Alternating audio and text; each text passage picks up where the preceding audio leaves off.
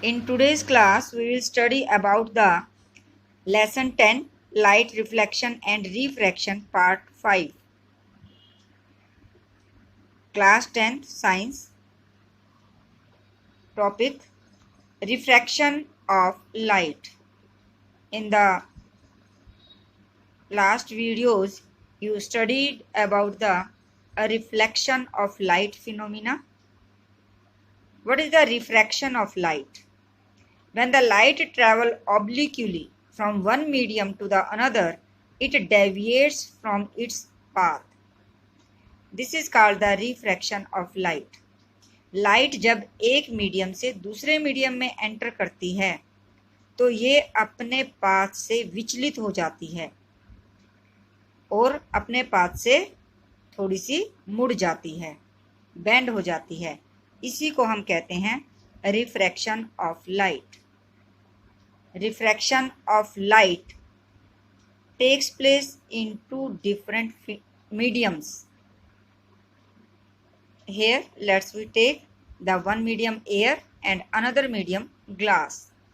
So, refraction of light through a glass slab.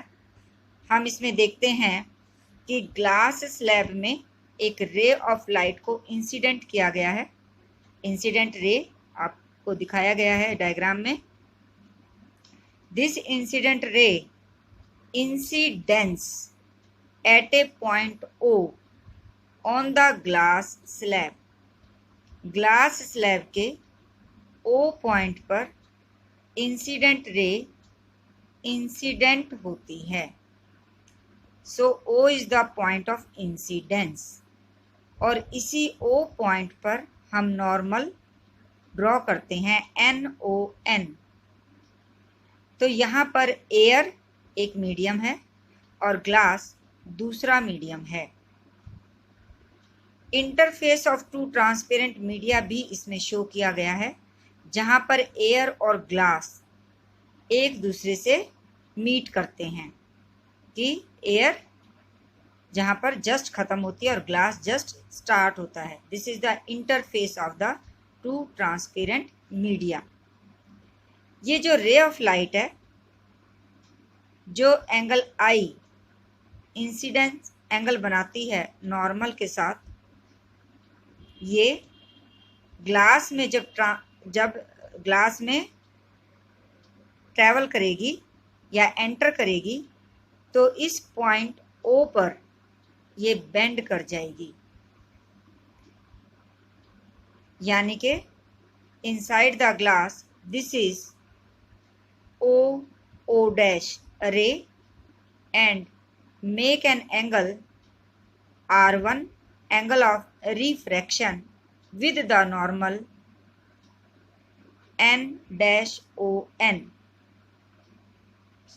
Normal N dash ON के साथ ये जो रिफ्रैक्टेड रे है ये एंगल R1 बनाती है inside the glass.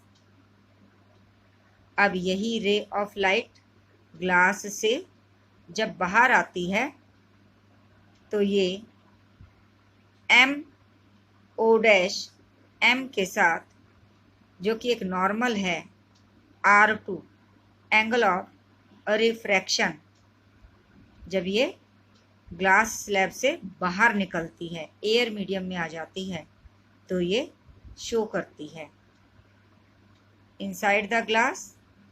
Here angle I2 is the angle of incidence at the point O dash। O dash again is here point of incidence for this ray O dash। अगर हम O dash रे को फिर से incident ray माने inside the glass तो हम कहेंगे कि I2 is the angle of incidence at the point O dash, where O dash is the point of incidence। और इस point of incidence O dash पर नॉर्मल MO dash M है और angle of refraction जब ये रे glass से बाहर एयर में जाती है तो वो है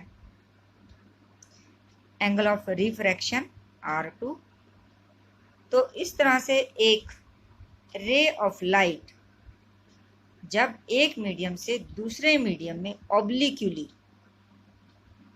इंसिडेंट की हुई रे जब पास करती है तो वो अपने पाथ से डेविएट हो जाती है, जैसा कि ग्लास स्लैब में दिखाया भी गया है, एयर टू ग्लास। यहाँ पर जो देखने वाली बात है वो ये है कि ये जो रे बेंड हुई है, this will bend towards the normal और away from the normal. It depends on the medium in which it enter and the medium from which it enter. It means the medium rarer or denser. The medium is optically rarer or optically denser. ये मैंने एक video में बताया भी था, यानी कि air rarer medium है, ऑप्टिकली रेयरर मीडियम है, और ग्लास ऑप्टिकली डेंसर मीडियम है। तो स्पीड ऑफ लाइट ग्लास के अंदर कम है। जब रे ऑफ लाइट किसी रेयरर मीडियम से किसी डेंसर मीडियम में एंटर करती है तो वो नॉर्मल की तरफ बेंड हो जाती है, जैसा कि इस डायग्राम में आपको दिखाया गया है। Again you can see when the रे ऑफ लाइट ग्लास से जब एयर में जाती है तो ये नॉर्मल से अवे बेंड हो जाती है, because glass here is a optically denser medium and air is a rarer medium. तो जब रे ऑफ लाइट किसी ऑप्टिकली डेंसर मीडियम से रेयरर मीडियम में जाती है तो वो नॉर्मल से अवे बेंड हो जाती है। और ये दोनों ही चीज़ें इस ग्लास स्लैब के साथ विद रिस्पेक्ट टू एयर दिखाई गई हैं। तो हम यहाँ पर देख सकते हैं refraction phenomena of the light through the glass slab. Glass slab के अंदर हम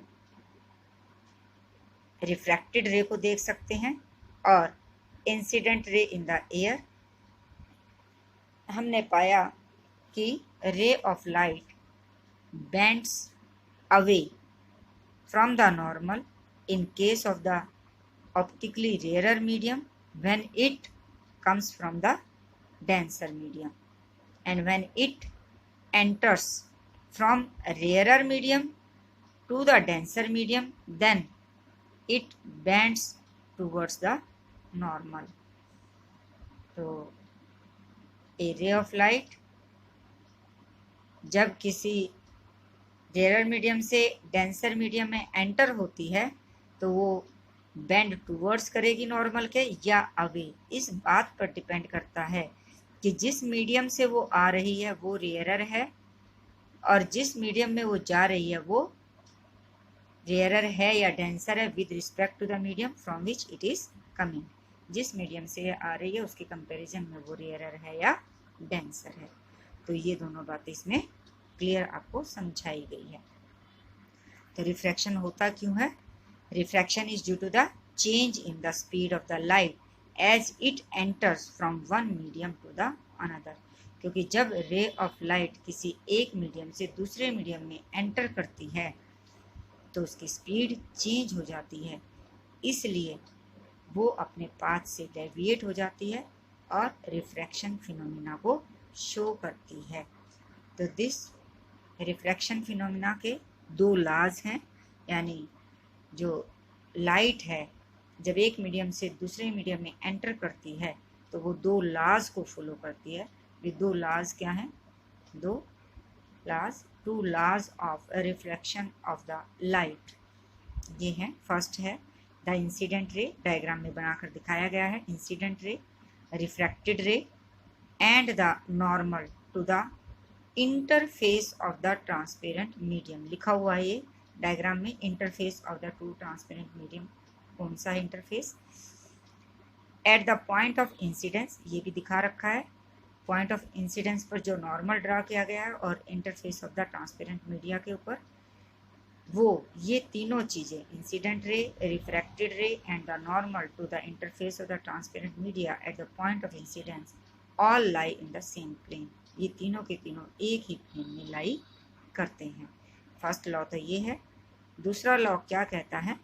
द रेशो ऑफ, अनुपात, रेशो किस किस का?